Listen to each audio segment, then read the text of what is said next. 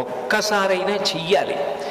నేనైతే ఏం చెప్తానంటే వ్యక్తిగతంగా సాధ్యమైనంత వరకు సంకటహర చతుర్థి వ్రతాన్ని ప్రతివారు సంవత్సరంలో ఒకసారైనా చేసుకోవడం అలవాటు చేసుకోవాలి. నేను ఎందుకు ఈ మాట అంటున్నానంటే, వేదవ్యాసుడు దేవీ భాగవతం చేస్తూ ఒక మాట అంటాడు, కాలో హి బలవాన్ కర్త సతతం సుఖదుఃఖయో నరాణం పరతంత్రాణం పుణ్య పాపానుయోగత.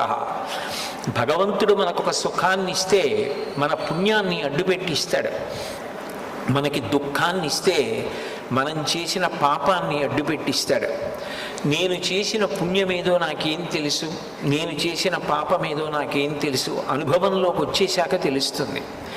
అది అనుభవంలోకి వచ్చేసి సంకటం ఏర్పడిపోయిన తరువాత పరుగులు తీసే కన్నా అటువంటి సంకట స్థితి రాకుండా ముందే సంకటహర